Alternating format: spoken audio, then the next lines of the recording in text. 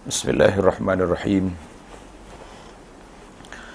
Alhamdulillahi rabbil alamin, wassalatu wassalamu ala rasulihil amin, nabiyyina Muhammad wa ala alihi wa sahbihi ajma'in, wa ba'd. Kita teruskan lagi pengajian kita dalam kitab Mukhtasar Minhajul Qasidin yang disusun, yang ditulis oleh Imam Ahmad bin Qudamah Al-Maqdisi rahimahullah,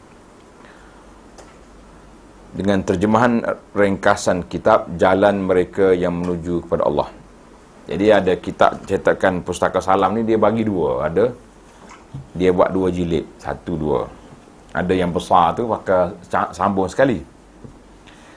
Alhamdulillah, kita telah masuk ke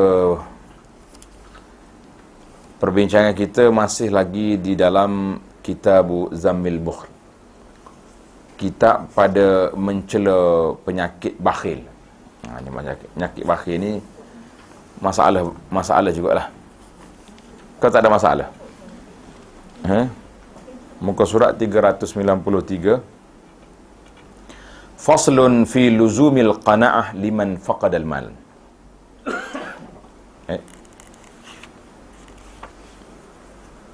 Bukan, muka surat 404. Muka surat 404. Faslun fi luzumil qana'ati liman faqadal mal, iaitulah fasal pada menyatakan mesti ataupun wajib berpada bagi orang yang tidak berharta. Jadi sebenarnya kalau kita nak tengok, dia memang tak ada harta. Kalau dia nak tamak, nak buat apa lagi, memang tak ada pun. Jadi eloklah dia ambil sifat yang dipuji itu, iaitulah dia panggil sifat al-qana'ah. Al-qana'ah di sini dengan makna kita rasa cukup, memadai. Apa yang kita dapat itu, alhamdulillah, sudah cukup. Barulah kita rasa tenang. Tapi kalau kita tamak, maknanya qana'ah ni lawan dia tamak. Tamak tu asyik nak ya. Tak habis-habis dia. Dapat lagi. Sebagaimana dalam perbincangan awal kita di awal kitab ini, iaitulah Kitabu Zammil Bukhl, celaan kepada sifat bakhil itu. Sepatutnya orang yang tiada harta, orang yang tak berharta, bersifat qana'ah. Bahasa Arab kata qana'ah. Qana'ah tu iaitulah tidak tamak, rasa alhamdulillah, cukuplah, Allah Ta'ala bagi banyak ni. Jadi kalau kita rasa macam tu, tak apa. Tapi kalau rasa tak cukup, jadi tak tenang hidup ni. Nak lagi. Jadi nak lagi, nak ambil kat mana? Di mana kita nak dapatnya? Maka bila kita sebut di mana nak dapat, maka timbullah persoalan halal dengan haram dilanggar atau dirempuh. Sebab bagi dianya nak benda tu, sedangkan dia tak ada. Dan orang yang berharta pula bersifat pemurah. Cantik ni. Pembahagian ni orang panggil pembahagian yang cukup indah. Orang tak ada harta, qana'ah. Orang yang ada harta, pemurah. Takkanlah ada harta nak qana'ah juga kan. Jadi memang dia ada harta banyak, biarlah jadi pemurah. Tidak mementingkan diri sendiri serta melakukan amal kebajikan. Ini kerana sifat pemurah adalah sifat para nabi yang merupakan asas untuk mendapat kejayaan. Para nabi alaihimussalatu wassalam sangat pemurah sifat mereka. Cuma masalah kitanya, beberapa hadis yang dibawa dalam tajuk ini, sedangkan ada lagi hadis lain yang jelas, yang sahih. Kebanyakannya tidak sahih. Mungkin dia panggil ini yang dikatakan masalah hadis fadail, hadis kelebihan-kelebihan. Jabir meriwayatkan bahawa diriwayatkan Nabi SAW bersabda yang bermaksud, Jibril berkata, Allah Azza wa Jalla berfirman. Tengok, dua lapis tu. Tak apalah, yang penting kita nak tengok dari sudut ilmu hadisnya. Bila kata Nabi bersabda, daripada Jibril, daripada Allah Azza wa Jalla. Jadi orang panggil 3 tingkat. Jadi bila sebut Allah Ta'ala berfirman lain daripada Quran, itu dia panggil hadis kursi. Islam adalah agama yang aku redai untuk diriku, dan tidak ada perkara yang memperelokkan Islam melainkan sifat pemurah. Jadi nak elok Islam tu melainkan sifat pemurah ya, dan berakhlak baik. Oleh itu, muliakanlah Islam ini dengan kedua-dua sifat tersebut selagi mana kamu berdampingan dengannya. Selagi kita rapat dengan Islam, kita muliakanlah dia dengan sifat tadi. Tengok nombor nota kaki nombor 2 di bawah. Kata Al-Imam Al-Hafiz Al-Iraqi. Jadi dalam buku kita ni, kalau sebut Al-Iraqi itu Zainuddin Iraqi, iaitulah seorang ulama yang memberi sumbangan besar kepada kitab Ihya Ulumuddin. Sebab dia ambil hadis-hadis tu, dia terangkan ada asal ke tak ada asal, sahih ke dhaif. Jadi dia dah kerja. Jadi kita yang nak baca kitab tu pun kena ambil kira jugalah apa yang disebut oleh ini. Jadi Iraqi kata dalam kitabnya Al-Mughni, dan Az-Zubaydi juga menakalkan darinya dengan ulasan yang lebih sempurna dalam kitab Syarah Ihya, di mana katanya hadis ini riwayat Ad-Darqutni dalam kitab Al-Mustajad tanpa lafaz berakhlak yang baik dengan sanad yang dhaif. Jadi semua yang katakan kesimpulan dia orang kata hadis ini dhaif. Tulis itulah tanda kat tepi itu. Payah juga nak cari nota kaki tu. Pasal itulah setengah penulis-penulis baru ni, dia kesian dengan kita tak apa nampak mata dalam bab ini, dia tulis lalu. Sebelum dia sebut dikeluarkan oleh fulan tu, dia letak dulu dah sahih, dhaif, darjah hadis untuk nak memudahkan kita. Sampai peringkat hadis keluar Bukhari pun dia tulis juga sahih kat depan tu. Jadi adalah orang tegur. Kalau yang dah Bukhari waktu keluar apa, dia kata saya tulis ni untuk orang awam. Orang awam dia nak makan yang dah masak. Bukan sekat masak yang dah hidang jadi. Sahih ke dhaif? Itu je. Yang kau tulis Bukhari dalam kitab ni Muslim itu, bagi dia mungkin payah dah. Jadi dia nak keputusan.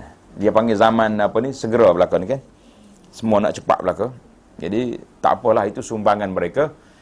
Walaupun sebahagian para ulama tidak setujulah letak darajat hadis di hadapan Bukhari dan Muslim. Tapi oleh kerana dia buat manhaj dia letak keputusan, kemudian baru dia cerita apa yang berlaku. Jadi kita masing-masing ada cara, bolehlah diterima insya-Allah.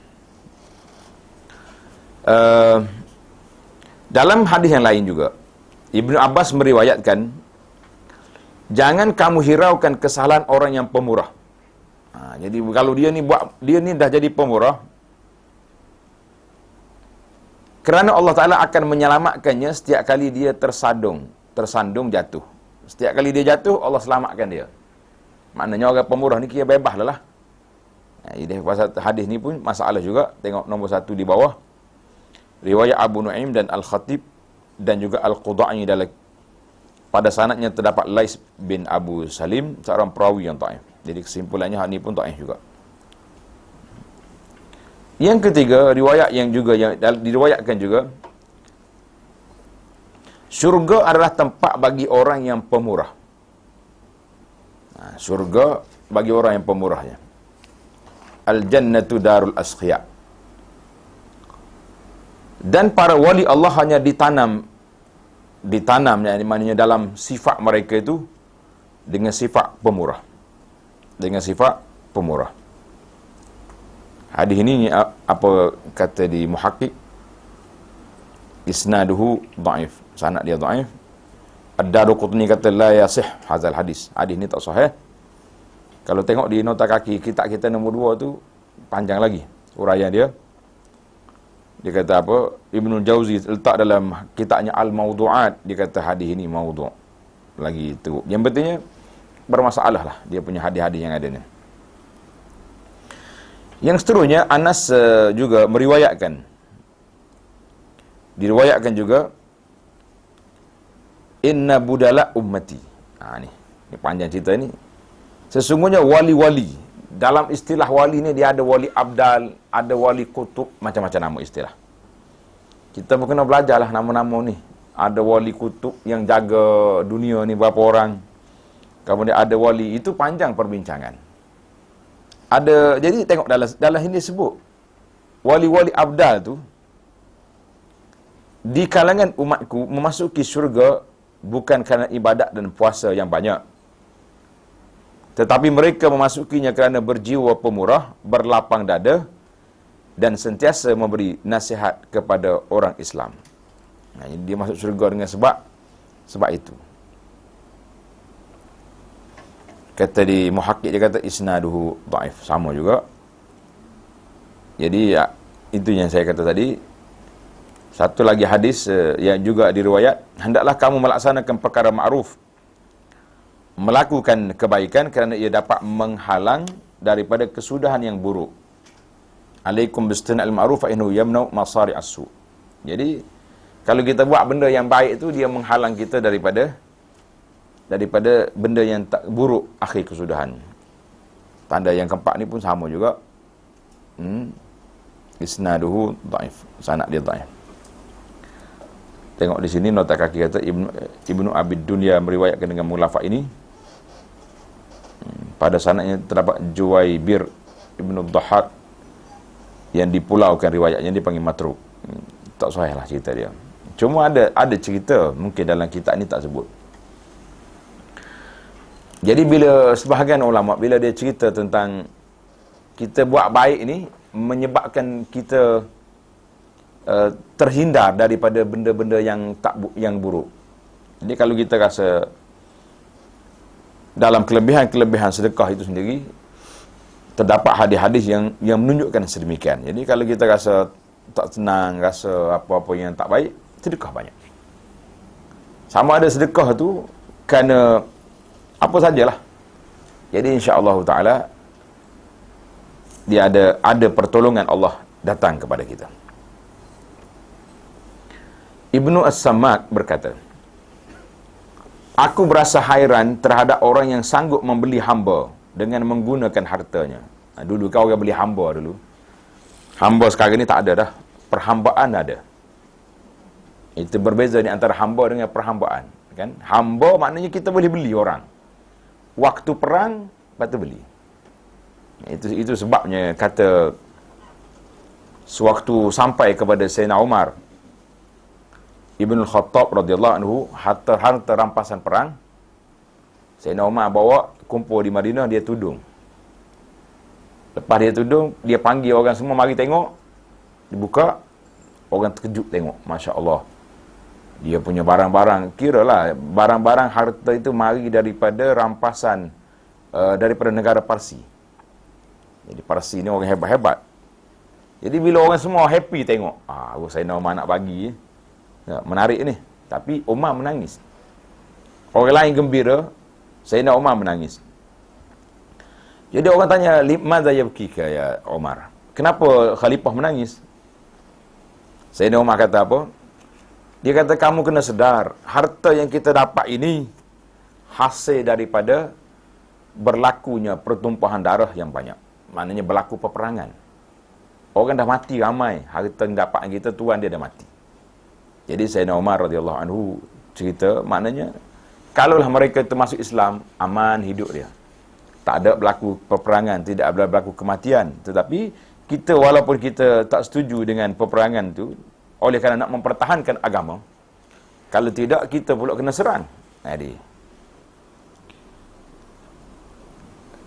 kata Syekh ni kata, aku rasa heran terhadap orang yang sanggup membeli hamba dengan menggunakan hartanya, tetapi tidak sanggup membeli orang yang merdeka dengan budi baiknya. Ini sedap. Dalam bab ini ada kata-kata ahli syair. Dia kata, ahsin ilan nas tasta'bid qulubahum. Kita buat baik kepada orang, bermakna kita dah dapat menawan hati dia. Jadi kalau kita nak tawan hati orang, buat baik. Jadi kalau kita lepas marah-marah, lepas tu nak suruh orang baik dengan kita, siapa nak ikut? Kan? Siapa nak ikut? Dalam cerita ni, cerita kisah orang pemurah ni pelik-pelik nanti lepas ni. Itu dia panggil, bagaimana kita tak boleh nak tawan hati orang dengan kebaikan yang kita ada. Masa tu lari ni pelik. Saya bila lalu tengok, nak sampai ke sini tu tengok juga tempat-tempat orang lain, kan? Dia pergi buat apa kat situ? Saya ingat kalau nak semayang, tak semayang mana juga dah dia pun.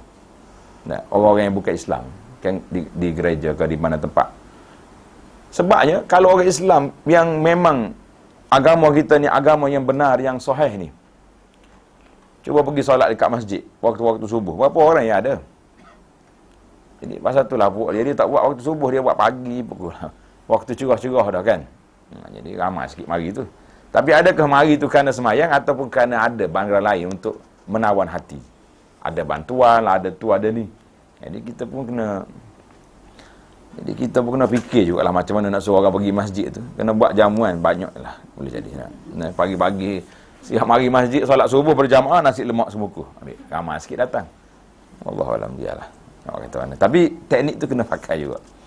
Ahsid ilan nas tasta'bid qulubahum. Buat baik kepada orang, insya-Allah kita akan dapat menawan hati mereka. Kita berpindah kepada min hikayatil asqiya. Sebahagian daripada kisah orang yang pemurah. Jadi dalam kisah ni banyaklah cerita pelik-pelik. Saya pun tak boleh nak katalah. Muhakkik dia pun 2-3 muhakkik kitab yang saya baca ni pun dia tak kaji dah. Dari sudut sanadnya nak ambil kat mana. Kecuali benda tu menyentuh kepentingan syarak. Ketika itu kita kena teliti. Jadi dia panggil yutajawaz. Mana tajawaz ni kita kira dalam cerita-cerita lain daripada cerita Nabi dan para sahabat. Jadi biasanya para penulis kitab ni dia lepas je. Kecuali cerita ni menyentuh tentang syurga, neraka, tentang halal, haram, dosa, pahala, jaminan dosa, itu tak boleh. Sebab itu dia panggil perkara tauqif yang boleh mari daripada wahyu, boleh mari daripada sunnah Nabi sallallahu alaihi wasallam. Jadi saya bagi mukadimah awal lah. Sebab saya baca pun rasa banyak cerita pelik ni, tapi tak usah duk pertikai banyaklah nak. Jadi kita baca je. Pengajaran. Hari ini alhamdulillah sudah banyak cerita-cerita yang ditulis. Di antara Syekh Umar Al-Ashqar, seorang ulama di Jordan, di Urdun, dia dah mula kumpul hadis-hadis cerita. Dipanggil Sahih Al-Qisas Nabawi. Yang riwayat-riwayat sahih tentang cerita Nabi, dia buat. Yang baru ni keluar, dia panggil Qasas An-Nabi wa Ashab. Ar-Rasul wa Ashab. Maknanya cerita Nabi dan para sahabat. Jadi menarik kalau kita baca, sebab kita tak fikir panjang kerana dia dah pilih hadis-hadis yang sahih yang telah ditapis dari sudut sanadnya. Sebab manusia ni dia akan teringat apa yang dia dengar awal. Dia dengar awal tu dia mudah ingat tu. Cuba tanya penceramah-penceramah yang ada hari ni. Cerita-cerita yang dia bawa tanya, bila dia dapat cerita tu? Mungkin dia dapat zaman dia kecil dulu. Dia duduk dengar orang kata, dia kata juga. Jadi kita pun sama lah. Cerita-cerita yang kita dengar. Jadi seeloknya kita memperdengarkan cerita, kata-kata orang, benda-benda yang baik-baik, yang sahih ni kepada anak-anak kita. Ambil cerita-cerita ni pasang. Duduk dalam kereta dengar, dalam di rumah boleh dengar. Jangan duduk biarkan anak-anak kita duduk mengejar Pokemon. Masalah juga. Cerita Pokemon ni pun letih dah kita ni. 1 minggu duduk main Pokemon, duduk cari Pokemon. Habis benda dah. Ada yang kena pukul, ada yang jatuh bangunan, macam-macam dah. Baik. Sebahagian kisah orang pemurah. Apa dia kisah dia? Telah terbukti bahawa Nabi SAW adalah seorang yang paling pemurah, lebih daripada angin yang bertiup. Jadi kita tengok hadis ni jelaslah, hadis dalam Bukhari, dalam Muslim kan, Nabi kita ajwadu, sangat pemurah dia, minar rihil mursalah, daripada angin yang kencang. Lebih-lebih lagi ketika datangnya Jibril alaihissalam, mudarasatul Quran, ulang kaji Quran. Jadi kata di para ulama, kalaulah Nabi kita ulang kaji Quran, kuat dia lagi, waktu itulah lagi kuat dia punya sedekah. Jadi patutnya waktu kita mengaji Quran tu lagi banyak kita punya sedekah.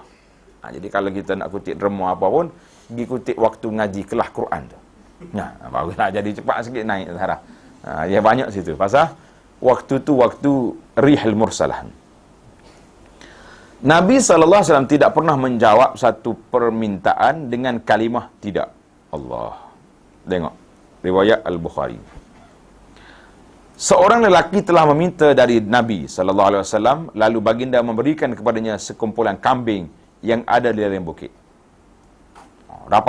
Dapat kambing satu padang ambil. Kemudian laki-laki itu bertemu dengan kaumnya seraya berkata, "Wahai kaumku, masuklah kamu semua ke dalam Islam. Sesungguhnya Muhammad sallallahu alaihi wasallam memberi seumpama pemberian orang yang tidak takutkan kefakiran." Jadi, cara dia beri itu memang orang tak fikir kefakir. Kalau orang lain fikir dah tak. Bagi ni tak ada. Seorang sahabat nama dia Hakim bin Hizam radhiyallahu anhu, bila ni macam ni cerita dia. Bila dia mari minta dengan Nabi, Nabi bagi. Orang banyak bagi. Boleh jadi cerita ni pun cerita dia juga. Kemudian dia mari minta pula. Tak cukup kali pertama. Mari minta kali kedua, Nabi bagi lagi. Dia mari minta lagi, Rasulullah bagi. Kemudian Nabi kita pun tanya dia. Nabi kata, "Ya Hakim." Nabi kita kata, "Ya Hakim, dunia ini manis dan hijau. Lagi kamu ambil, lagi tak cukup. Lagi kamu ambil, lagi tak cukup. Sepertilah orang yang jadi makan tak pernah puas." Bila Nabi kita motivasi pada dia, Hakim ni bersumpah. Dia tak akan minta lagi dengan orang lain lepas pada hari ni. Subhanallah.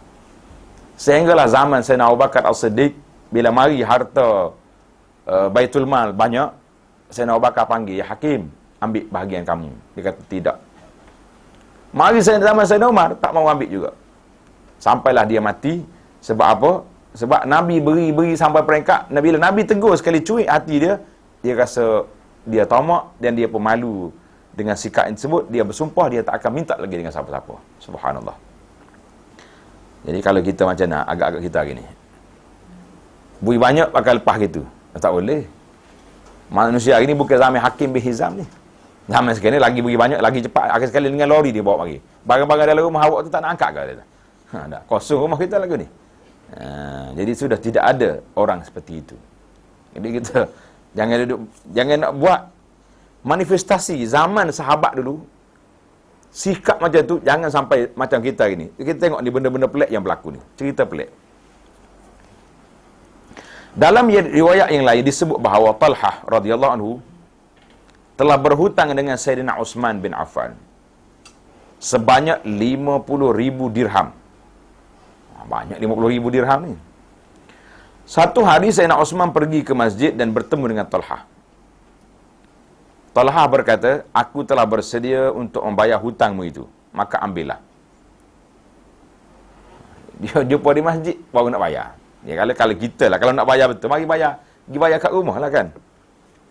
Nak bayar di masjid. Apa Talhah berkata? "Aku telah bersedia bayar hutang." Uthman kata, "Tak payahlah. Ambillah ia kerana aku berikannya untukmu, wahai Abu Muhammad, sebagai bantuan untuk memelihara maruahmu. Jadi waktu aku bagi dulu, kamu sangat susah. Daripada mungkin minta dengan orang lain. Mungkin orang lain ni lain sikit dengan Sayyidina Uthman. Uthman, dia tak buka rahsia dengan orang. Kita hari ni kalau pergi berhutang dengan orang, tak, satu kampung, tak sampai malam, tahulah kau. Allah kuat dia tu berhutang, beli apa Jadi, habis orang tahu. Jadi Uthman tak bagi tahu. Kita kalau orang mari berhutang dengan kita jangan bising-bising. Dan nak bagi berhutang, bagilah. Cuma kalau dia tak bayar hutang esok, itu kita fikir lain. Seorang lelaki Badui datang jumpa Talhah, meminta sedekah darinya. Lalu dia memperkenalkan dirinya dan hubungan kekeluargaannya dengan beliau. Jadi orang ni, dia mari, dia kata, "Talhah, saya nak minta bantuan. Saya dengan awak ni keluarga. Arham, maknanya ada silaturahim." Apa jadi tuan-tuan? Talhah berkata, "Sebelum dirimu, tiada seorang pun yang datang meminta dengan hubungan kekeluargaan sebegini." Tak ada lagi orang mari bangkit. Nak minta-minta, ni bangkit dengan keluarga ni macam mana? Lalu beliau memberikannya sebanyak 300,000 dirham. Itu saya kata angka-angka ni terlalu besar. Jadi, wallahu alam. Kita baca je cerita. Adakah ratus-ratus ribu zaman dulu macam rupi pak kita ni juta-juta? Wallah, boleh jadi macam gitu. Kan ni kak. Kita kan sekali makan sejuta. Di mana? Di Jakarta, di Bandung. Tapi kalau makan di Kuala Lumpur sejuta, habis kedai yang angkat ni. Cerita orang mari minta dengan silaturahim ni orang Badui ni. Betul kalau tidak silaturahim tak tahu. Boleh jadi keluarga dia berpindah ke kampung. Sama juga satu cerita lain, orang mari jumpa dengan Khalifah Muawiyah. Dia kata, as'aluka warrahim. Aku nak minta denganmu dengan nama hubungan kita, silaturahim, keluarga. Jadi Muawiyah ni orang cerdik, orang pandai tengok keturunan. Dia kata, muka ni bukan muka keluarga aku ni. Macam mana boleh silaturahim? Dia kata, kok mana kita dua ni? Kita ni kalau silaturahim, kita boleh sebut tak? Sepupu, dua pupu, tiga pupu, empat pupu. Berapa setakat berapa pupu kita boleh kira? Agak-agaknya berapa? 3 pupu, tak apa nak jadi dah ni. 4 pupu boleh lagi. Akhir kali dia panggil bang bacang apa dia? Bang bacang tak tahu berapa pupu dah tidak. Jadi dia ni kalau bang bacang tak apa lagi. Muawiyah tanya, "Mu ni kok mana?" Dia kata, kita ni mari daripada Adam belaka kan. Oh kalau tak situ kak. Habislah Baitul Mal ni. Kosong semua anak beranak belaka ni. Jadi kalau nak kaki anak beranak pun kena biar ada titihan jugalah. Ni ramai orang ni. Bila dia tengok kita ni masyhur sikit, dia mari, ni waris saya ni. Daripada orang biasanya macam tu. Ni keluarga saya ni. Keluarga saya, tapi sekat hidup ni tak pernah jijak lagi rumah kita. Ni keluarga kat kedai kopi ni. Jadi baik. Urwah berkata, Urwah Ibn Zubair, aku melihat Aisyah radhiyallahu anha membahagi-bahagikan 70,000 dirham sedang dia sendiri memakai pakaian yang bertampal-tampal. Subhanallah. Dia bagi korang 70,000, baju dia cari lagi. Tak sempat nak tukar. Diriwayatkan lagi bahawa Aisyah telah membahagikan kepada orang ramai sebanyak 180,000 dirham dalam masa sehari. Jadi bila sampai harta, kan dia ni keturunan Nabi, dia ada bahagian dia daripada harta tu. Bila boleh ke dia, apa dapat? Dia bagi satu hari saja 180,000 dirham. Apabila tiba waktu senja, dia berkata kepada hamba perempuannya, jariah dia, pembantu dia, sediakan makanan untukku berbuka puasa. Awak mari makanan itu. Lalu jariahnya meletakkan roti dengan minyak zaitun di hadapannya. Itu makanan dia nya. Melihat keadaan itu, Ummu Durrah berkata kepadanya, dari sekian banyak duit yang kamu bahagi itu, tidakkah kamu mampu membeli sepotong daging dengan harga 1 dirham untuk kita makan? Jadi macam pembantu dia macam merepek lah sikit tak? Allah, Ummul Mukminin. Nak beli 1 dirham daging, kalau zaman kita ni sekilo lah kita tak. Untuk kita makan buka puasa pun tak beli. Aisyah pun berkata apa?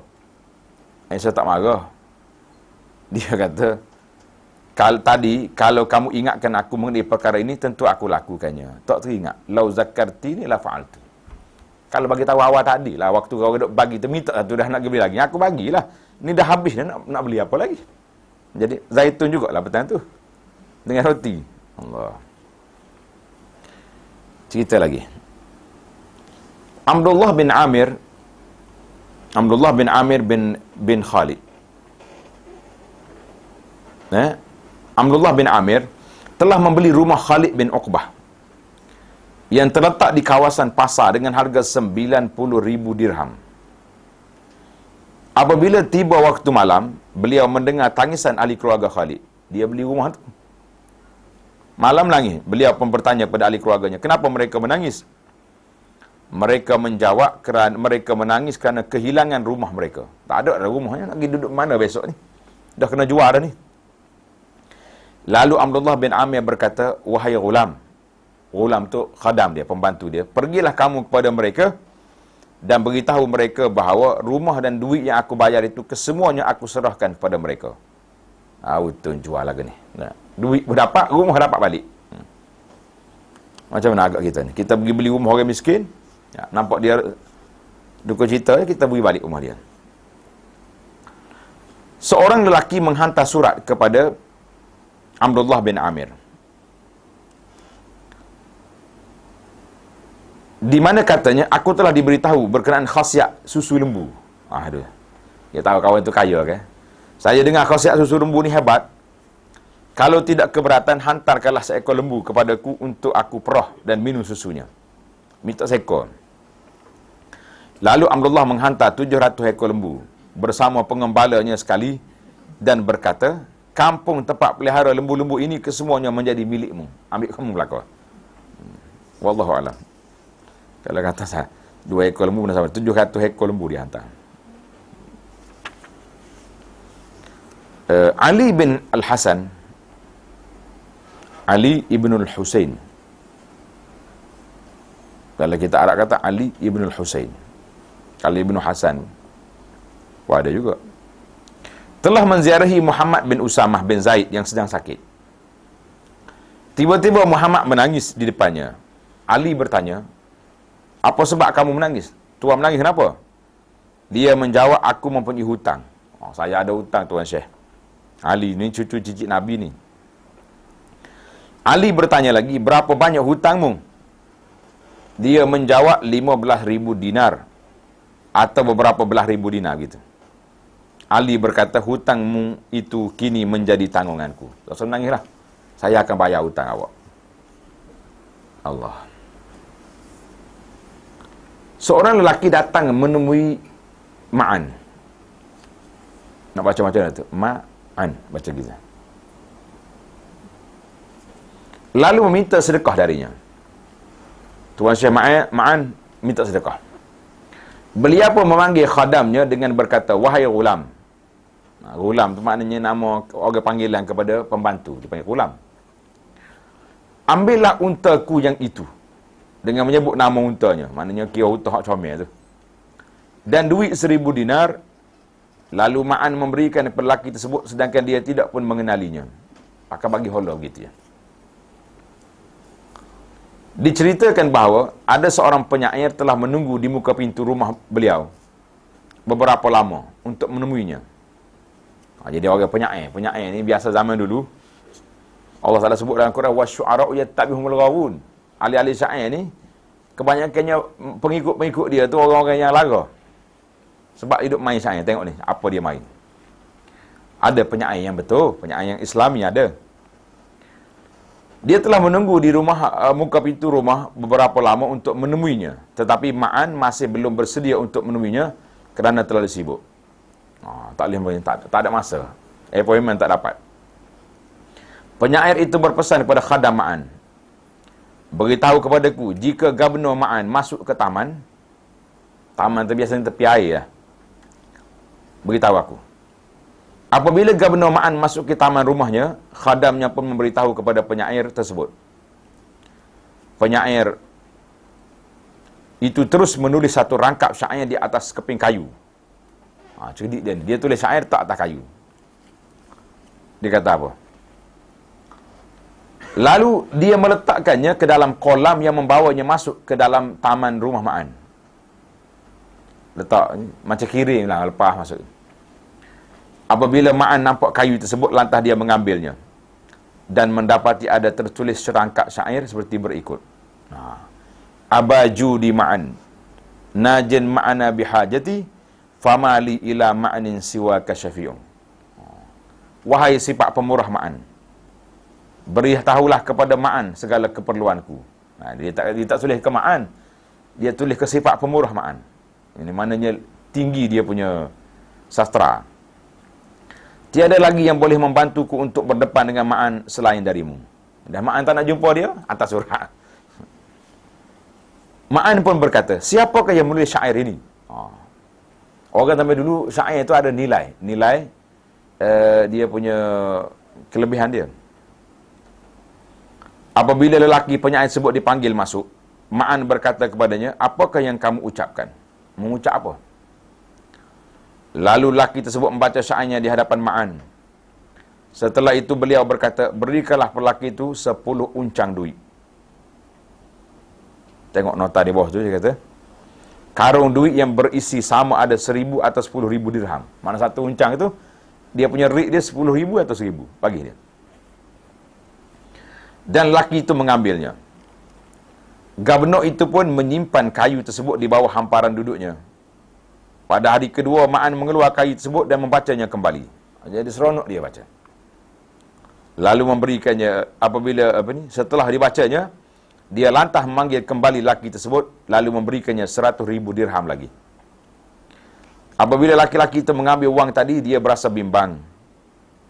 untuk datang semula kerana takut kalau Ma'an berubah hati dan meminta balik duitnya. Dia kata, panggil hari-hari ni, nanti hari yang ketiga minta balik duit. Dia duduk memikir lagu tu. Lekas-lekas laki itu keluar. Pada hari ketiganya, Ma'an baca lagi syair yang tertera atas kayu tersebut. Setelah membacanya, dia manggil laki itu sekali lagi, namun laki itu tidak diketemui lagi. Malah Ma'an berkata, adalah menjadi tanggungjawab ke atasku untuk memberikan kepadanya, sehingga tidak ada apa lagi yang tinggal dalam gedung hartaku, walaupun 1 dirham ataupun dinar. Jadi kalau dia mari lagi, kita bagi. Tapi dia sendiri takut pula lari dia.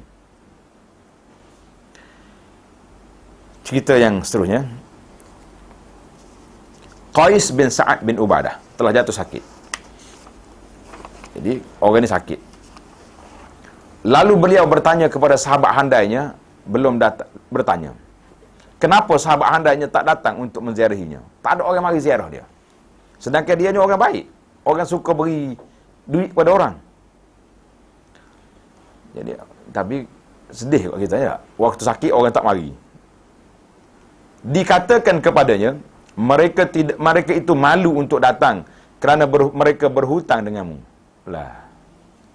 Sampai ke sakit tak mari, takut kawan tu, aku nak mati dah ni, bayar hutang. Kenapa ni pula dia tak mari? Jadi orang beritahu pada Qais, mereka tak mau datang kerana takut malu kerana ada hutang. Lalu Qais berkata, celakalah harta yang menjadikan saudara-saudaraku terhalang dari menziarahiku. Jadi sebab harta orang tak mari jumpa aku. Kemudian dia memanggil seseorang untuk menghebahkan bahawa sesiapa yang berhutang dengan Qais, hutangnya telah dihalalkan. Dia istihar. Masa tu nak istihar tu, dia panggil ada tukang laung lah dekat situ tak.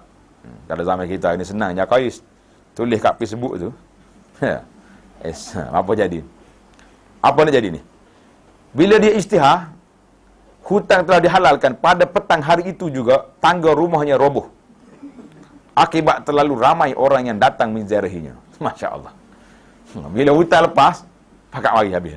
Kalau nak berhutang pula, boleh jadi mari juga. Seorang lelaki datang meminta daripada Sa'ad bin Al-As. Lalu beliau berikan kepadanya 100,000 dirham. Dengan tidak sebenar-benar, laki-laki itu menangis. Lepas dapat 100,000, menangis. Sa'ad berkata, kenapa menangis? Dia berkata, aku menangis kerana bumi tidak sepatutnya memakan tubuh yang mulia sepertimu ni. Lah, ni bagi bodek ni. Saya sedih ni. Sebab tubuh macam tuan ni patutnya tak payah masuk dalam tanah lah. Tak patut dimakan oleh bumi ni. Patut tak matilah. Mendengarkannya, Sa'id menambah 100,000 dirham lagi kepadanya. Ambil satu lagi. Mana ni panggil penyokong tegar ni cerita. Allah, banyak cerita yang pelik-pelik. Ni dalam kitab-kitab kita ni, dia panggil kitab. Inilah orang panggil kitab tasawufnya. Cuma tasawuf kita ni murni dah ni. Murni. Banyak dah benda-benda yang ditapis. Kitab ni telah ditapis 2 kali. Kitab ni dia panggil kitab Ihya Ulumuddin ni.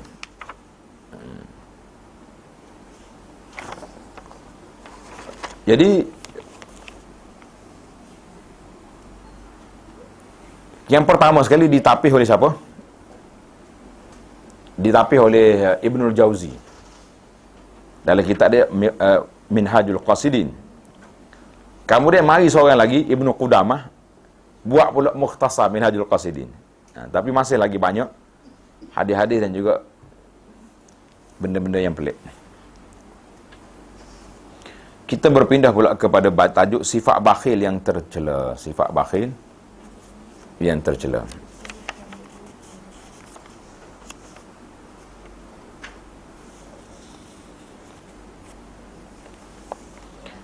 Abu Sa'id meriwayatkan bahawa Nabi SAW bersabda. Jadi ada riwayat sini Nabi kita bersabda.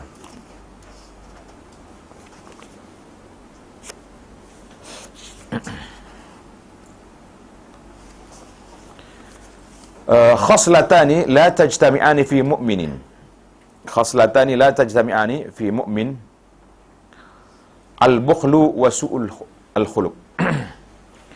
Tidak akan berhimpun 2 sifat ini dalam diri setiap orang mukmin. Jadi orang mukmin yang baik ini tidak berhimpun 2 sifat dua sifat ini. Sifat yang mana? Iaitulah bakhil dan perangai tak baik.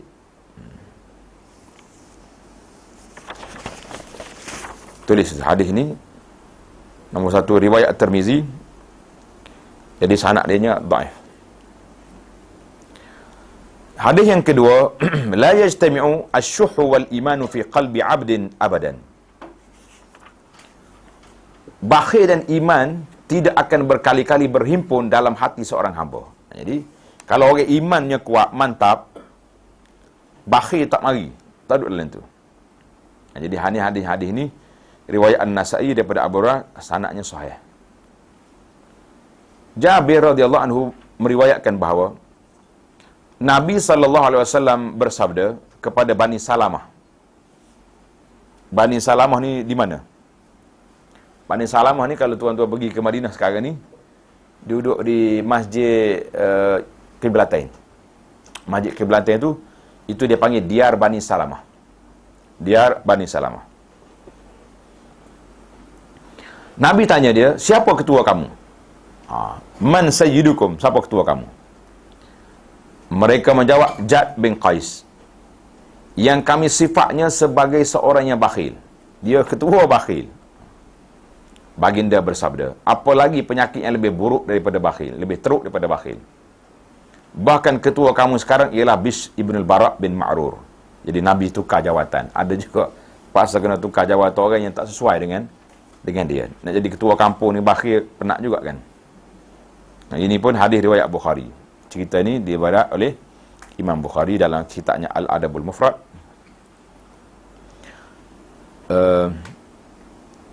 Riwayat ini lebih sahih dari riwayat yang menyebut bahawa ketua mereka ialah Amru ibn al-Jumuh.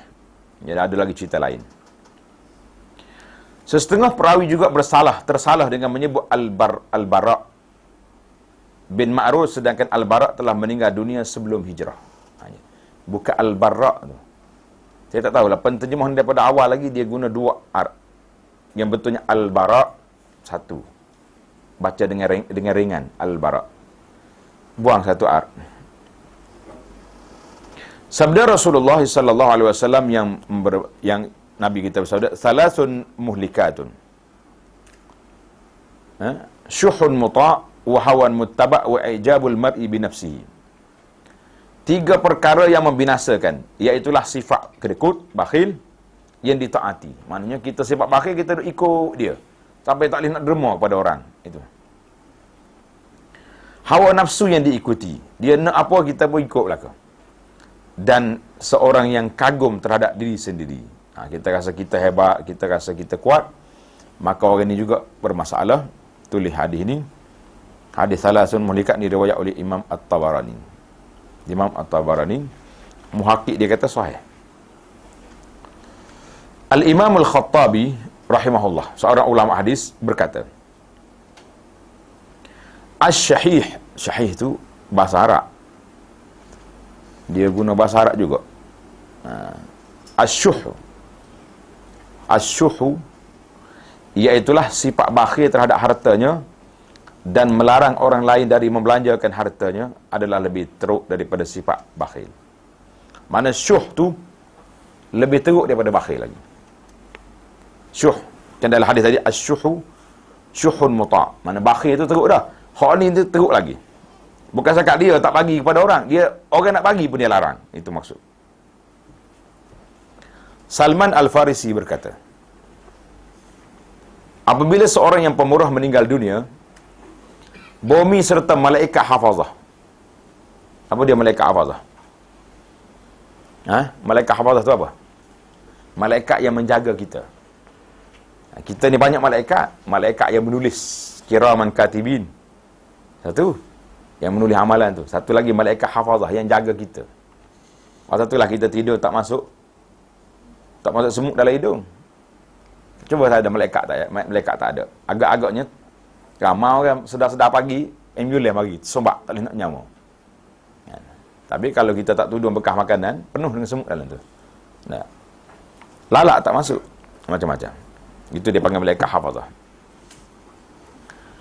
Mereka hafazah akan berdoa, Ya Allah, Ya Tuhanku, ampuni dosa hamba-Mu ini kerana sifat pemurahnya Apabila si bakhil pula meninggal dunia, mereka berdoa, ya Allah, ya Tuhanku, halanglah hamba-Mu ini dari memasuki syurga, sebagaimana dia menghalang hamba-Mu yang lain dari mendapat harta yang Engkau telah kurniakan kepadanya. Jadi tak tahulah, dia tak ada sana apa. Tapi ada hadis lain. Doa malaikat pada waktu pagi, Allahumma a'ti munfiqan khalafa wa a'ti mumsikan talafa. Itu hadis. Doa malaikat pada waktu itu. Ya Allah, berikanlah kepada orang yang derma itu ganti. Dan ambillah jadikanlah harta orang yang bakhil itu rusak. Itu doa malaikat. Sebahagian hukama, apa dia hukama ni? Hukama ni ahli cendekiawan, ahli bijak pandai, berkata, sesiapa yang bakhil bermakna dia telah mewariskan hartanya kepada musuhnya. Apa maksud dia tu? Orang bakhil makna kita tinggal harta kepada musuh kita. Kenapa? Anak-anak kalau ayah tak bagi duit, marah tak marah dia? Marah tak? Allah, bila lah orang tua ni dia main begitu, bunyi ayah masuk hospital tu, cepat-cepat dah bersiap nak siap beli kain kapan dah tak? Nah, bila nak mati dah tak dapat apa benda ni. Kaya ayah, tapi bakhil dia macam masya-Allah. Jadi bila orang bakhil ni, harta dia tak keluar, dia simpan. Bila dia mati, harta tu pergi kepada siapa? Anak dia yang memusuhi dia tadi, yang tak setuju dengan dia tu. Janganlah kita jadi sampai begitu. Tak. Biar sampai mereka anak kita tak nak ambil dah harta kita ni. Banyak kita beri dengan dia. Tadi kita dengar cerita orang pemurah. Ini terbaliknya pula. Min hikayatil bukhala. Belum lagi. Sebelum tu, ada seorang lagi satu cerita. Seorang badui telah mensifatkan seorang laki-laki lain dengan katanya, dia menjadi terlalu kerdil pada pandangan mataku kerana dunia menjadi perkara yang amat besar pada pandangannya. Jadi orang ni kuat sangat nak kejar dunia, kita tengok dia pun jadi kecil dah dia. Seorang badui juga pernah mencemuh satu puak dengan berkata, mereka berpuasa dari melakukan perkara baik dan berbuka dengan perkara maksiat. Ini masalah. Dia berpuasa dengan perkara baik, maknanya tak buat benda baik lah. Tapi dia buka puasa dengan perkara maksiat, artinya banyak benda lain yang dia buat itu.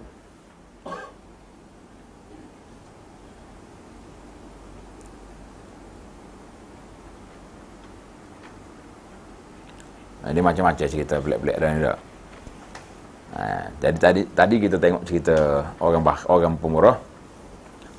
Ini kita nak tengok cerita orang bakhil pula.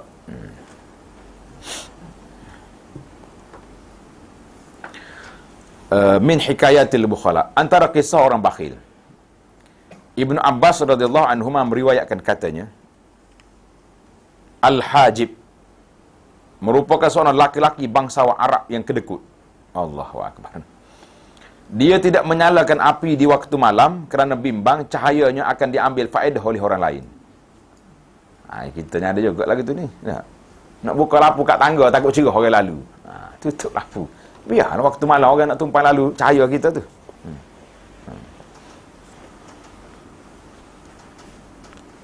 Apabila dia menyalakan api, dia akan memerhatikan sekelilingnya. Jika dia mendapati ada orang yang menumpang cahayanya itu, dia terus memadamkan api itu. Allah Akbar. Padahal api dia tu, dia bukannya rugi. Rasa tak sama dengan wifi kita orang ambil tak? Wifi kita ni kalau orang ambil, lemahlah dia punya signal tu. Api dia tu kalau orang faedah pun tak ada rugi apa, tapi bakhil punya pasal. Tak, dia sanggup tutup lampu tu, tutup api, padam api tu supaya orang tak dapat faedah.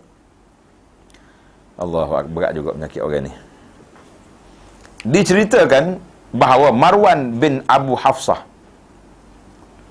adalah seorang yang sangat bakhil. Pada suatu hari dia keluar untuk menemui Khalifah Al-Mahdi. Jadi sebelum dia pergi, isterinya berkata, jadi isteri dia macam janji dengan dia, jika Al-Mahdi Khalifah memberikan hadiah kepadamu, apa yang kamu mahu berikan kepadaku? Jadi abang nak pergi jumpa Khalifah ni, saya nak kalau kita kat bahasa kita sekarang ni, saya nak doakanlah biar dapat bantuan. Tapi kalau dia bagi, awak nak bagi apa dengan saya? Dia kata apa? Sekiranya baginda beri aku 100,000 dirham, aku akan berikan 1 dirham kepada kamu. 100,000 dia akan dapat satu dirham. Namun begitu, Al-Mahdi hanya memberikan sebanyak 60,000 dirham saja kepadanya, lalu diberikan 4 dawanik kepada isterinya. Dan 4 dawanik, tengok, dawanik ni 1/6 dari dirham tu. Tak cukup juga 1 dirham. Pasal kena kira, mana dia punya kalkulator dia tinggi sungguh dia. Ya, dia ni taraf accountant juga ni, mana boleh kira. Allahu akbar, na'udzubillah lah. Boleh suami lagi ni huru-hara kita. Kira balik dah. Diceritakan bahawa terdapat seorang kaya yang banyak harta, tetapi bakhil. Dan terlalu berkira sehingga dalam perkara yang sekecil mana sekalipun kira belaka dia. Pada suatu hari dia keluar memberi barangan keperluannya. Selepas membeli, dia memanggil tukang pikul barang dan berkata, "Berapa kamu ambil upah untuk mikul barang-barang ini?" Dulu kan pakai orang pikul ni, tak ada troli apa pun. Tukang pikul berkata, "Dengan 1 habbah saja." Habbah ni tengok, sejenis mata wang seperti sen. Mana sen yang kecil lah. Dia berkata, "Kuranglah sedikit lagi." Kurang lagi. Tukang pikul itu berkata, "Bukankah 1 habbah itu nilai yang paling kecil? Bagaimana nak dikurangkan lagi?" Tak ada, mana duit 5 sen lah. Kalau nak pergi cari hak sen-sen lagi, siapa market baru ada. Jadi tak tahulah apa lagi yang mahu aku katakan. Orang kaya yang bakhil itu pun berkata, dengan 1 habbah tersebut kita beli lobak dan kita makan sama-sama. Mana dia nak kurang juga ini. Aku bagi 1 habbah, pergi beli lobak, lepas tu kita makan sekali 2. Mana awak kena belanja saya pula, sebab boleh, mana boleh lagi dia punya kurang tu. Subhanallah. Tengok ni, dengan itu ia masih boleh dikurang atau dipecah-pecahkan lagi. Begitulah gambaran betapa bakhilnya lelaki kaya tersebut. Na'udzubillah. Jadi kita bakal nampak. Pasal tu saya duduk perhati tengok. Ada orang ni dia suka minta kurang. Suka minta kurang. Boleh tak kalau saya nak kurangkan sikit? Boleh. Penjual apa cerdik? Boleh. Tapi dia apa kurang juga benda tu. Harga kurang, dia kurang pula barang dia tu. Kecuali benda yang bertimbang. Macam kita nak beli buah tamar, kita kata. Sekilo 20 rial. Kita duk kurang-kurang nak 15, dia kata boleh. Dia gitu karik lain tamar. Nak kurang juga. Jadi kita pun kena kira, orang lain pun berkira juga. Kalau kita berkira, orang lain pun pandai juga berkira tak? Baiklah. Bolehlah duk cara ke hak pelik-peliknya kita ambil hak baik-baik pula. Faslun fi fadlil ithar wa bayanu. Sifat al-ithar. Ini jarang kita sebut ni. Al-ithar, baca kod Arab. Al-ithar. Kelebihan dan penjelasan mengenainya. Ini ithar ni, kalau kita baca ni pula, kita akan tengok dunia ni ajaib. Macam bukan duduk di alam biasa. Ketahuilah bahawa sifat pemurah dan bakhil ada beberapa tahap. Jadi, hak bakhil tadi pun ada tahap juga. Yang pemurah pun ada tahap pula. Setinggi-tinggi tahap pemurah ialah al-ithar. Tengok nota di bawah, sifat lebih mengutama atau mementingkan orang lain daripada diri sendiri. Mana kita penting orang lain dulu. Kalau bak makan minum, suruh orang dulu. Iaitulah bersifat pemurah walaupun sangat memerlukannya. Kita perlu benda ni, tapi kalau orang dah minta, bagi je lah. Tahap bakhil yang paling teruk ialah sikap siapa yang bersikap bakhil terhadap diri sendiri walaupun dia memerlukannya. Allahu akbar. Kalau nak bagi orang lain bakhil, mana sabar. Dengan dia sendiri pun dia bakhil juga. Berapa ramai orang bakhil yang menyimpan hartanya, tidak mahu berubat ketika sakit, ataupun tidak ingin berbelanja untuk makan walaupun dalam keadaan dia amat menyukainya. Berapa harga tu? Tak mahal. Nasi mandi ni RM20 sepinggan. Allahu akbar. Gila bibir lah dia dah. Baik dia beli nasi bajet RM2.5. Buah pokok. Orang sebegini tidak mahu belanjakan hartanya semata-mata kerana sifat bakhilnya. Bukan tak ada duit. Duit banyak. Alangkah jauhnya berbeza dua tahap ini, iaitulah antara orang yang bersikap bakhil terhadap diri sendiri walaupun dia amat memerlukan sesuatu dengan orang yang bersikap berbeza dengan orang yang bersikap lebih mengutamakan orang lain daripada diri sendiri walaupun dia memerlukannya. Akhlak mulia adalah anugerah Allah Azza wa Jalla kepada sesiapa yang dikehendakinya. Tiada lagi darjat yang lebih tinggi dari sikap al-isar dalam bab kemurahan hati. Jadi para ulama kata di sini, tanda dalam bab muamalah kita dengan orang, sifat ini dipuji. Tetapi dalam bab ibadat tidak dipuji. Dalam bab ibadat jangan. Contohnya, orang mari, kemudian kita duduk di sah depan, kan? Bila mari tengok, pak cik baru mari ni, pak cik duduk depan lah, saya undur ke belakang. Tidak. Itu sifat isar yang tak kena tempat. Tak kena tempat. Patutnya bila kita duduk di tempat, di posisi yang afdal, kita tak bagi lagi pada orang lain. Awak nak, mari awal. Sebab pahala tu, benda tak nampak, itu benda akhirat. Tapi kita nak melebihkan orang dalam isu dunia, itu dipuji. Sebab benda dunia ni benda yang boleh diganti dengan benda lain. Tak apa lah. Ni Zuhur, nanti asar saya duduk depan lah. Pahala asar dengan pahala Zuhur, kita nak semua. Biar kita tamak dalam sifat pahala, tapi isar dalam masalah dunia. Allah SWT memuji sikap Rasulullah sallallahu alaihi wasallam, sahabat Nabi sallallahu alaihi wasallam yang tidak mementingkan diri sendiri dengan firman-Nya, wa yu'thiruna ala anfusihim walau kana bihim khasasah.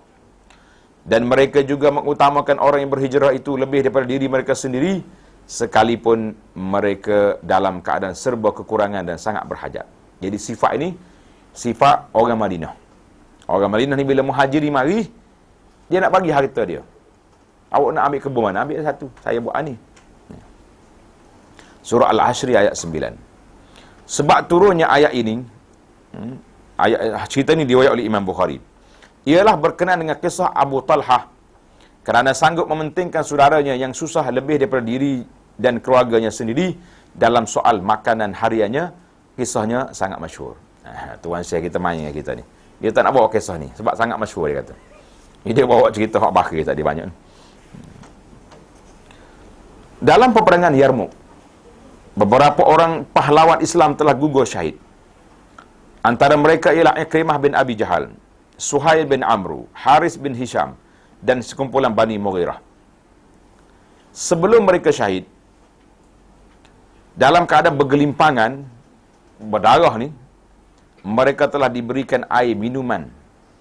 Orang bawa air, tetapi mereka saling menolaknya dengan alasan orang lain lebih memerlukannya. Bawa ke dia. Bawa ni pula. Yang kedua, yang ketiga kata bawa sana. Akhirnya mereka semua mati syahid dalam keadaan tidak sempat meminum air tersebut. Subhanallah. Dia panggil al-isar. Dia sakit. Ni kuat lagi tu. Akhir kali mati belaka. Sedang air minuman tersebut dibawa kepada Ikrimah, beliau melihat Suhail bin Amru memerhatikan air tersebut, seolah-olah mahukannya. Lalu Ikrimah berkata, berilah kepada dia dulu. Apabila air sampai kepada Suhail, beliau berpaling kepada Haris, Al-Haris melihatnya. Lalu Suhail berkata, berilah kepada Al-Haris. Setiap dari mereka melebihkan saudara mereka untuk minum, walaupun dalam keadaan genting begitu. Mereka syahid sebelum sempat dapat menikmati air minuman. Apabila panglima tentera Islam Khalid bin Walid lalu di hadapan jenazah mereka, beliau berkata, aku gadaikan diriku untuk kamu semua. Itu bahasa orang Arab lah. Fidaka nafsi. Seorang lelaki di kalangan sahabat telah dihadiahkan kepala kambing. Lalu dia berkata, saudaraku lebih berhajat dariku. Bawa ke rumah sebelah. Lantas dia mengirimkannya kepada seorang laki-laki lain. Tetapi lelaki itu pun mengirimkan kepala tersebut kepada seorang yang lain, semata-mata kerana melebihkan saudaranya dari dirinya sendiri. Kepala kambing ini berpindah-pindah hingga ke 7 buah rumah. Akhirnya kembali kepada lelaki yang pertama. Allahu Akbar. Zaman kita ni tak ada ke-7 dah. Nampak hak je bawa tu, tukang bawa tu. Nampak tak nak aku lah. Bismillah lalu. Allahu Akbar. Ini tilkal ayam. Zaman itu. Tapi kita jangan kata tak ada zaman sekarang ni. Masih ada lagi. Masih wujud lagi orang macam ni. Abdullah bin Ja'far telah keluar menuju ke ladang miliknya. Dalam perjalanan, dia telah singgah di sebuah kebun tamar kepunyaan satu kaum, dan ada seorang budak suruhan berkulit hitam bekerja di situ. Tiba-tiba budak itu datang dengan membawa makanannya bersama. Jadi budak kerja ni pekerja dia lah, bawa makanan dia, bekalan dia nak makan. Kemudian ada seekor anjing masuki kebun itu dan menghampiri budak itu. Mari anjing. Lalu budak itu melemparkan secebih makanannya dan anjing itu pun makannya. Dia campak. Kemudian dilemparkan secebih lagi. Dan anjing tersebut terus memakannya. Budak itu pun terus melempar baki makanannya dan dimakan kesemuanya oleh anjing tersebut. Jadi Abdullah bin Ja'far ni duduk perhati tengok. Pelik dia ni duduk campur anjing. Abdullah memerhatikannya lalu berkata, "Wahai Ghulam, berapa banyakkah makananmu untuk sehari? Berapa banyak awak punya bekalan makanan? Banyak mana?" Dia berkata, "Itulah sahaja makanan aku untuk hari ini." Subhanallah. Makanan saya habis dah. Abdullah berkata lagi, "Kenapa kamu begitu mengambil berat memberi makan kepada anjing tu?" Kalau orang dengar cerita ni, pas ni ramah lah dah. Tas dok ni, pakat dok jaga anjing lah pula dah. Dia berkata, Ghulam ni kata apa? Anjing itu bukannya anjing tempatan. Bukan anjing sini tu, saya kenal anjing sini duk main dalam kebun dia tu. Ia datang dari jauh dalam keadaan lapar dan aku tidak suka menghalaunya. Mana dia kenal, mana anjing musafir. Anjing travel mari ni. Musafir juga. Allahu Akbar. Kita soh anjing musafir, anjing jeras belah tak kenal dah. Abdullah berkata lagi, "Kalau begitu, apa yang kamu akan lakukan untuk makan?" Jadi, mau nak makan apa hari ni? Dia berkata, "Aku akan berlapar pada hari ini." Allah. Lalu Abdullah bin Ja'far berkata, "Aku ditegur kerana sifat pemurahku seolah-olah aku begitu melampau. Sedangkan budak ini lebih murah daripada aku lagi." Abdullah bin Ja'far ni terkenal dengan pemurah. Budak ni lebih hebat lagi sebab dia bagi semua sekali hak dia milik. Jadi kita kena tengok. Kadang-kadang kita ni kaya dah. Bagi derma 10,000. Tapi kita punya duit dalam akaun 1 juta. 10,000 daripada 1 juta, berapa peratus? Berapa peratus? 1%. 10,000 daripada 1 juta. Mana yang buat akaun ni kira cepat. Jadi ada orang lain mari derma, walaupun dia derma 1,000, tapi tak ada dah rumah dia lain. Ada RM20 nak beli susu anak. Dia bagi harta dia banyak. Kata dia Abdullah, "Aku ni pemurah, budak ni lebih murah lagi." Allahu Akbar. Apa jadi? Maka dan beliau juga membeli Abdullah pun membeli kebun tersebut bersama kelengkapannya dan beliau juga membeli budak tersebut dan memerdekakannya.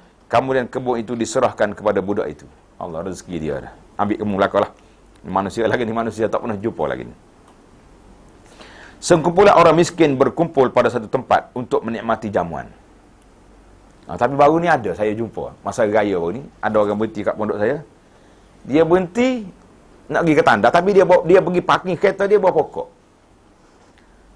Lepas dia berhenti kereta, dia buka dia punya bonet belakang tu. Tiba-tiba keluar beberapa ekor kucing. Yang keluar, ada 1,5-2 ekor ke bawah ekor kucing. Dalam raga tak keluar. Dia tak di luar lah tapi. Dia nak suruh kucing tu rehat dulu. Mari KL jauh dia tadi. Berehat di bawah pokok. Dan dia kata, apa yang melompat ni, kenapa yang ni dalam raga? Dia kata, hak ni hak dengan kata ni, hak baik-baik. Jadi kita lepas pun dia tak lari jauh. Bila saya panggil nanti, dia masuk kereta mula. Yang ni, 2 ni tak boleh. Ini jenis budak nakal ni. Masa tu tak viral lagi Pokemon. Kalau tidak, saya kata mungkin dia ikut Pokemon ni cari pun. Tak balik-balik lepas tu. Berat cerita dia. Jadi, ada manusia lagi ni. Kata, tak boleh ke? Ramai lagi. Banyak lagi kucing kat rumah saya tu. Tapi yang tu dah pandai berdikari. Jadi, dia tinggal makanan tu, dia ambil sehari-sehari. Lama dia nak balik raya 3-4 hari tu, makanan dia tinggal cukup. Tapi yang ni tak reti makan sendiri. Buat balik kampung. Bawa kereta. Subhanallah kata. Kata ada lagi manusia lagu ni. Tu saya kata manusia lagu ni ada. Kita akan jumpa. Pelik-pelik. Sekumpulan orang miskin berkumpul pada satu tempat untuk menikmati jamuan. Dengar ni. Cerita ni ajaib lagi. Kalau kita boleh buat lagu ni semangat. Di hadapan mereka ada beberapa keping roti yang tidak cukup untuk mereka semua. Jadi roti ni kalau makan, bagi satu orang tak cukup. Jadi kita makan ramai-ramai lah. Lalu roti itu dipecah-pecahkan agar mencukupi semua. Kemudian mereka padamkan lampu. Biasa teknik zaman dulu. Kalau tak cukup makanan, dia padam lampu. Barulah orang tak malu nak ambil tak? Siapa nak ambil? Dan mereka duduk untuk makan. Tutup lampu, ya Allah, bismillah. apabila makanan diangkat, kelihatan roti tersebut sedikit pun tidak diusik. Mereka semua tidak memakannya semata-mata kerana ingin melebihkan saudaranya. Jadi dia ni pun tak makan, dia kata biar dia lah makan. Hak tu pun kata biar dia lah makan. Akhir kali tak makan belaka. Allah. Jadi ini di antara benda-benda ajaib sifat al-ithar. Baiklah kita pergi kepada akhir bab tentang bakhil ini. Faslun fi haddil bukhli was-sakha. Fasal pada menyatakan batas sifat bakhil itu setara mana dan sifat pemurah juga macam mana. Para ulama telah mengeluarkan pendapat berkenaan batas sempadan sifat bakhil dan pemurah. Sebahagian mereka berpendapat bahawa sempadan sifat bakhil ialah apabila ia menghalang dari menunaikan kewajipan. Maknanya nak tanggungjawab kita tak tertunai, itu bakhil nama dia. Apabila seorang itu telah menunaikan kewajipannya, dia tidak lagi dianggap bakhil. Cuma orang panggil jimat. Berjimat cermat kan. Maknanya kalau bapak kak, isteri dia nak keperluan isteri dah cukup dah.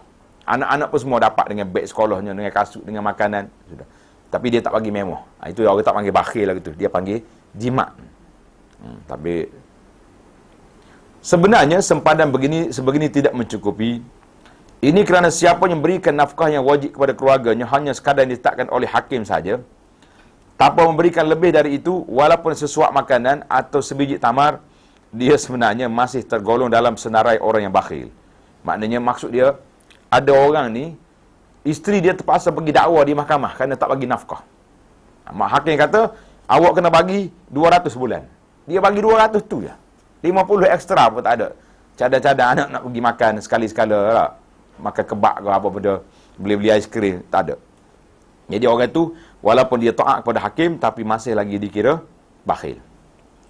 Pendapat yang betul dalam masalah inilah seorang itu bebas dari sifat bakhil apabila dia menunaikan hak hartanya sama ada dari segi kewajipan pada syarat atau dari segi kemestian memelihara maruah. Di samping itu dia juga berlapang dada, merasa gembira dengan pemberiannya itu. Kita beri, kita happy. Itu baru tak ada bakhil. Tapi kalau beri orang panggil berkeruk dahi, tak ada dia lagi. Tahu keruk dahi? Mana bagi juga tapi orang panggil tak apa-apa tenang. Maksud kewajipan syarat pada hartanya ialah mengeluarkan zakat dan memberi nafkah kepada ahli keluarga. Manakala maksud kemestian memelihara maruah ialah dengan tidak menyusahkan atau menyakiti orang yang diberi dengan mengungkit-ungkit atau seumpamanya. Bagi tapi Allah duduk ulang cerita sama. Berapa kali beri dah dia ni.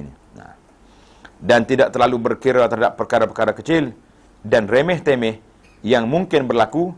Ini kerana kedua-dua perbuatan tersebut adalah sifat yang tercela. Sejauh manakah tindakan tersebut dianggap tercela dan buruk adalah bergantung kepada perbezaan situasi dan peribadi yang melakukannya. Kadang-kadang ia lebih dipandang buruk jika dilakukan oleh orang kaya berbanding orang miskin yang melakukannya. Begitu juga ia lebih dipandang buruk jika seorang itu melakukan sesuatu yang menyusah dan menekan ahli keluarga, kaum kerabat dan jiran tetangganya berbanding orang luar yang melakukannya. Oleh itu, orang yang bakhil ialah orang yang tidak memberi apa yang sepatutnya diberikan sama ada pemberian itu dari segi kewajipan pada syarat ataupun tuntutan menjaga maruah. Sesiapa yang menunaikan kewajipan syarak pada hartanya serta menjaga maruahnya, dia akan terlepas dari sifat bakhil. Namun begitu, dia belum dianggap pemurah selagi mana dia tidak bersedekah lebih dari yang diwajibkan. Maknanya kalau tak sedekah sunat tak ada nah. Itu orang tidak pemurah gitu. Tapi bakhilnya tidak. Sebahagian ulama berkata, orang yang pemurah ialah orang yang memberi tanpa mengungkit. Kita beri jangan diungkit lagi. Oh, dia ni. Kau senang itu aku yang bagi. Itu ada juga manusia lagi tu. Sebahagian yang lain berpendapat mereka ialah orang yang gembira apabila dapat memberi. Pasal tu ada setengah cerita ni. Bila dia beri sedekah kepada orang fakir miskin, biasanya orang fakir miskin ini akan ucap terima kasih. Terima kasihlah kerana beri pada saya. Jadi orang kaya kata tidak, saya yang terima kasih kepada awak. Sebab apa dia kata? Sebab yang kamu ambil, aku dapat pahala akhirat. Kan? Yang aku beri kepada kamu itu kerja dunia ya. Mana besar orang ambil benda kita beri lagi daripada benda yang dia ambil daripada kita. Sebab dia beri pada kita pahala akhirat. Kita beri kepada dia makanan untuk dunia dia. Mana lebih besar? Kita tak situ, barulah hilanglah sifat nak mungkit-ungkit. Kita tahu mana dia lebih besar daripada kita. Untuk mengatasi penyakit bakhil pula, ni dia panggil tip nak menyelesaikan masalah bakhil ni macam mana. Perlu diketahui bahawa punca sifat bakhil ialah kerana cintakan harta benda. Punca di situlah. Yang pertama, cintakan harta mempunyai dua sebab.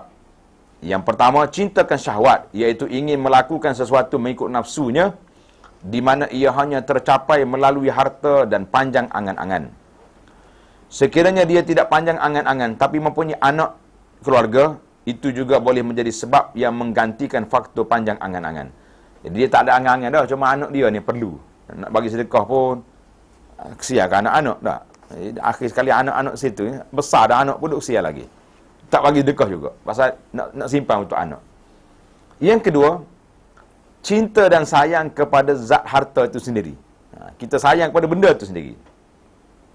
Di kalangan manusia ada yang sudah punya harta yang pada kebiasaannya cukup untuk sisa hidupnya. Mana berapa tahun lagi nak hidup cukup.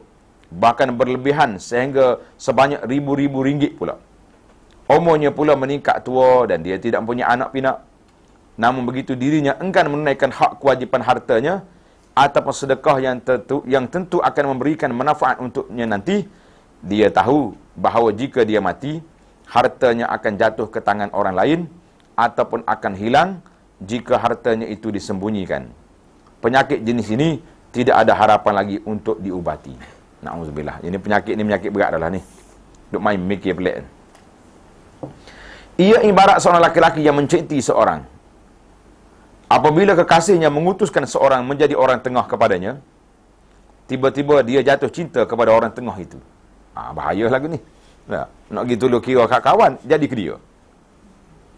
Dia kini melupakan kekasihnya dan asyik dengan orang tengah tersebut. Jadi jawab dianya, itu bandingan. Dunia merupakan pengantara yang menyampaikan kepada hajatnya. Dunia ni kita nak pergi ke matlamat kita di mana? Akhirat. Mencintai harta atau dunia dengan melupakan hajat yang sebenarnya, kebahagiaan di akhirat adalah suatu kesesatan yang amat nyata. Ketahuilah bahawa cara mengatasi segala jenis penyakit ialah melakukan tindakan yang berlawanan dengan sebab-sebab yang menjadi punca kepada penyakit tersebut. Justru penawar kepada perasaan cinta ke nafsu syahwat ialah sifat berpada dan bersabar. Balik semula ke asal tadi. Orang yang tak ada harta qanaah, orang yang kaya bermurah. Manakala ubat kepada penyakit panjang angan-angan ialah banyak mengingati mati. Dia duduk mikir projek banyak, pergi kubur sekejap. Duduk kat kubur, balik tak jadi. Untuk mengubati perasaan cintakan anak. Jadi cintakan anak ni tengok, sehingga menyebabkan sanggup membuat perkara yang haram demi menyara hidup anaknya, ialah dengan meyakini bahawa Allah yang mencipta anaknya itu telah menetapkan rezeki untuknya ketika menjadikannya. Kita duduk mikir panjang. Allah tulis dah, waktu anak kita umur 40 hari dalam perut mak tu, sudah ditulis rezeki dia, ajal dia, baiknya, buruknya. Berapa ramai orang yang tidak mewarisi sesuatu dari ayahnya, hidupnya lebih baik dari orang yang mendapat harta warisan. Ramai. Lepas tu kalau kita tengok orang hebat-hebat, tak ada ayah pun. Imam Syafi'i rahimahullah ta'ala, seorang tokoh yang hebat. Ayah dia mati kecil. Mak dia jaga dia. Siapa lagi? Nabi sendiri sallallahu alaihi wasallam. Ayah dia mati. Duduk dengan mak. Jadi, kalau kita nak tengok manusia yang hebat dalam dunia ni, kebanyakannya dididik oleh mak, bukan oleh ayah. Ada juga ayah, tapi ada benda lagi tu. Mana bukan syarat. Berwaspadalah dari meninggalkan anak dalam kesenangan, tetapi dia sendiri menghadap Allah dalam keadaan yang buruk. Jika anaknya seorang yang soleh, Allah Ta'ala akan menjaganya. Dan jika anaknya itu fasik, dia tidak sepatutnya meninggalkan apa-apa harta kepadanya yang boleh menolongnya melakukan maksiat. Kalau anak kita soleh, insya-Allah Allah Ta'ala jaga. Ingat cerita dalam surah Al-Kahfi? Cerita dua orang anak yatim. Kan? Siapa dia pergi jaga harta dia? Nabi Musa AS dengan Khidir. Allah Ta'ala hantar bagi Nabi. supaya pergi jaga harta, baiki rumah, baiki pagar, tembok yang nak runtuh. Ya. Kata di para ulama, bukannya wakana abuhuma salihah, dalam Quran kata abuhuma salihah, bapak dia tu orang soleh. Yang menyebabkan Nabi mari jaga harta dia. Jadi kalau anak kita soleh, jangan bimbang, Allah Ta'ala jaga. Tapi kalau anak tu waliyazubillah tak baik, kenapa kita nak tinggal harta untuk dia berjoli? Pergi sana sini buat maksiat. Di samping itu, dia hendaklah sentiasa berpesan berulang-ulang kali kepada anaknya berkenaan buruknya sifat bakhil dan baiknya sifat pemurah. Dia juga adalah menyedari bahawa jika dia mempunyai terlalu banyak perkara-perkara dunia yang disanjung dan dicintai, dia akan merasa amat susah apabila meninggalkannya. Sesiapa yang mengetahui bencana dari harta, pasti dia tidak akan berjinak-jinak dengannya. Sesiapa yang mengambil harta sekadar keperluannya sahaja, lalu dia menyimpan untuk keperluannya, dia bukanlah seorang yang bakhil. Wallahu a'lam. Ini tamatlah kita. InsyaAllah kita akan masuk dalam siri yang serunya. Kitab Zammil Jahi wa Riya wa ilajuhuma wa fadilatil khumuli wa nahwi zalik. Jadi kitab tentang celaan terhadap pangkat dan riya. Allahu akbar. Alhamdulillah. Allazi bi ni'matihi tatimmus salihat. Jadi kalau ada soalan, dipersilakan. Zaman kita ni kat letih, nak nampak tak? Jemaah haji hari ni, siapa di Mekah, siapa di Madinah. Pegawai tabung haji duk tulis dalam Facebook. Facebook apa ni, page tabung haji. Dia kata sedih dia tu. Jemaah turun-turun bah, bukannya nak sibuk cari nombor bilik lagi, nak tanya arah masjid. Duk sibuk cari SIM card nak beli mana. Mana haji dah pertama turun bah, SIM card dulu. Letih kita lagu ni tak? Walahnya baru je. Orang zaman dulu pergi haji berapa bulan dalam laut.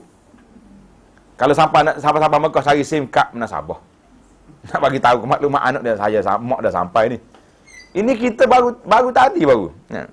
Mungkin anak yang pergi wadak kita, mengantar kita di airport, tak sampai balik rumah lagi. Mak dia sampai Jeddah dah. Saya SIM card dah dia. Berat sungguh. Allah. Pasal kita pergi dengan hati yang belum matang. Yang kita rehlah haji ni rehlah ibadat kepada Allah Azza wa Jalla. Jadi bila rehlah ibadat, jangan duk mikirlah dunia. Pasal apa kita pergi dengan kain putih? Itu dia panggil manifestasi gambaran kita berjalan menuju ke akhirat. Orang nak berjalan menuju ke akhirat. Jadi kita anggaplah kita ni mati dah sekaligus. Anak-anak yang kita biar di rumah 40 hari tu, biarlah orang rumah uruskan. Jadi kalau kita balik esok, anak kita sihat walafiat, makin montel lagi, nenek dia hari-hari duduk jamu. Mak dia sibuk. Tak. Pagi sibuk, petang sibuk, beli nasi bungkus je bagi. Duduk dengan nenek, masak apa nak makan. Tak. Jadi kalau kita balik tengok anak lagi sihat walafiat, lagi orang panggil selamat. Jadi kita nak mati pun kita tak mikir, tak apa kalau aku mati pun Allah Ta'ala jaga anak aku lebih selamat. Jadi itu dia panggil motivasi sebenarnya. Rehlah kita tu rehlah untuk apa? Untuk pengembaraan akhirat. Supaya gambaran kita berjalan haji ni, itu gambaran. Ni tak boleh putus dengan dunia lagi. Ni masalah apa nak buat. Masa itulah saya masuk dalam masjid. Saya menggalakkan jemaah ni, kalau pergi Mekah masuk dalam bawah tu. Dia panggil basement kan, bawah tanah tu. Duduk kat situ bagus. Ekornya kuat, line telefon tak ada. Jadi dia tak ada WhatsApp di situ. Putus dengan dia. Dia tidak berWhatsApp lagi di situ. Maka Allah Ta'ala gantikan dia dengan baca Quran, dengan duduk zikir dalam tanah. Kalau tidak, sibuklah. Ya.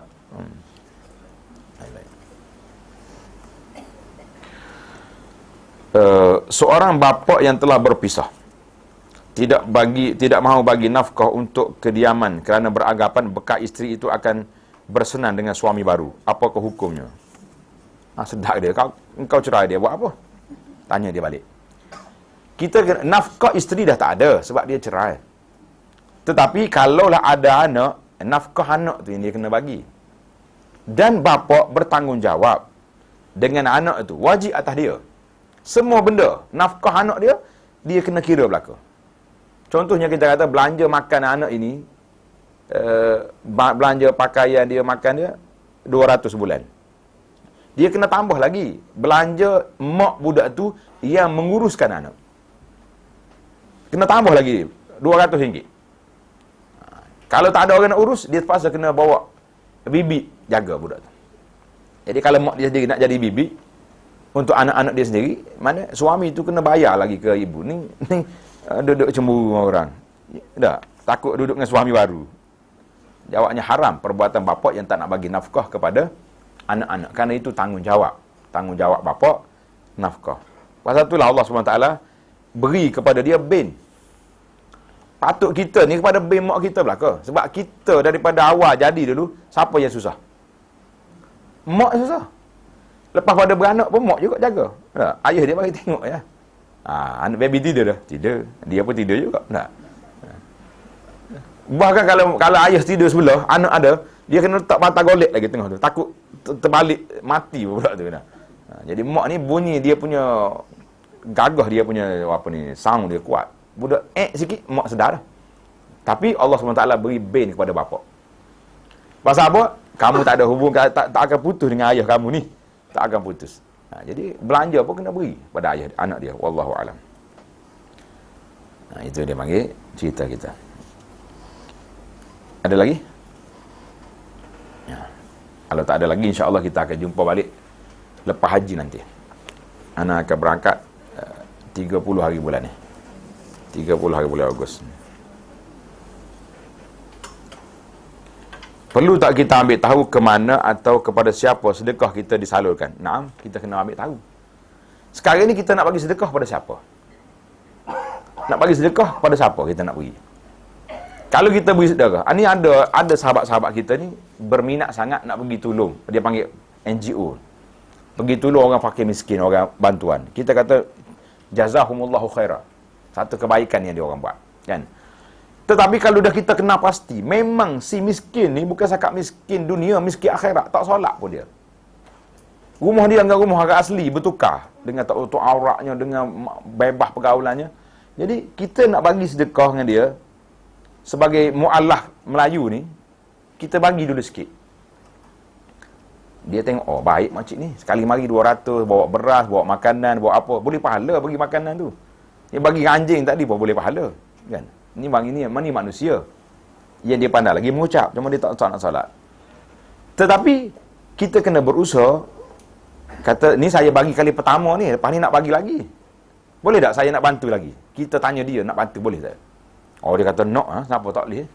Tapi cuma sekali lagi kalau saya mari, kita tak mari ke rumah dah, kita nak jumpa di masjid. Kita pasang kemah di masjid, jumpa kat situ. Jadi kita panggil dia pergi masjid. Lepas pergi masjid, kita bawa siap dah kain telkonya, kita bawa kali laki-laki bawa kopiah, bawa apa kain siap. Dah. Ni waktu solat mari dah ni, ni kain saya bagi seorang pergi. Pakai kain telko. Kalau tak pandai kita ajar. So dia solat dah. Lepas pembahagian duit lepas solat. Jadi kena ada perangkap manusia ni asid ilan nas, buat baik pada orang, kita boleh tangkap hati dia. Tapi 5 kali pergi, 5 kali tak solat juga. Tak, waktu nak solat lari, itu kita ada kira-kira lah juga. Kita nak letak duit kita ni, biarlah kita letak duit di tempat yang ada manfaatnya kepada manusia dan kepada agama. Pasal itulah orang nak tanya macam-macam. Kadang-kadang tempat yang kita pergi tu pelik-pelik dia buat. Tak? Kalau kita beri pada dia duk ajar budak-budak sini dengan benda-benda yang ajaib tak? Apa ni, zikir melompat ke macam-mana. Jadi kita kena kira juga benda tu. Jadi seolah-olah macam kita menggalakkan benda tu berlaku. Jadi kena ambil kira. Dan kalau bila kita dah beri, tak payah kita attack balik. Mungkin saya tak tahu, mungkin maksud soalan ni macam tu. Bila kita dah beri, tak payahlah kita pergi intai pula dia buat apa dengan duit aku tu. Biarkan. Tak payah. Kita beri atas dasar dia memerlukan. Jadi tak payah kita jadi juru audit pula. Minggu depan saya mari semula ni. Mana bil nak beli duit minggu lepas? Dia kata makcik ni ambil balik duit kau lah. Jadi audit pula dia dah. Jadi cuma kita kena perhatikan. Tapi kalau kita dah beri, dia salah guna, bukan salah kita. Tapi kalau kita tahu dia memang macam tu, kita beri, itu salah kita. Ingatkan cerita orang yang salah bagi sedekah tu. Sekali dia bagi sedekah, kena ke pencuri. Beri yang kedua pula, kena ke pelacur. Jadi orang kata, awak duk bagi sedekah orang-orang tak baik belaka tu. Dia kata, tak apa, mudah-mudahan dengan duit aku tu, dia tak pergi mencuri lagi, sebab dia ada keperluan. Tengok dalam surat kafar apa ni. Dia pergi mencuri tu kerana nak buat kuih je. Dia mencuri apa? Alat-alat nak buat kuih, mungkin untuk gaya kali. Jadi nasib baiklah hakim tu ada sifat kemanusiaan. Bukan hakim yang belajar undang-undang. Kalau hakim belajar undang-undang, dia jatuh hukum 10 tahun kena mencuri. Berapa tahun? Jadi dia kata lepas dengan apa ni, bersifat baik. Subhanallah. Jadi orang tu kadang-kadang dia mencuri bukan kerana, ada juga yang mencuri kerana mencuri pun. Itu dia panggil kerja dia mencuri. Dia ni mencuri kerana keperluan. Kita beri pada dia, mudah-mudahan dia berhenti daripada perbuatan tersebut. Wallahu alam. Ada. Baiklah, insya-Allah kita sambung lagi pengajian kita ni lepas haji nanti, insya-Allah. Subhanakallahumma wa bihamdika asyhadu an la ilaha illa anta astaghfiruka wa atubu ilaik. Wa sallallahu ala nabiyyina Muhammad wa ala alihi wa sahbihi ajma'in. Walhamdulillahirabbil alamin.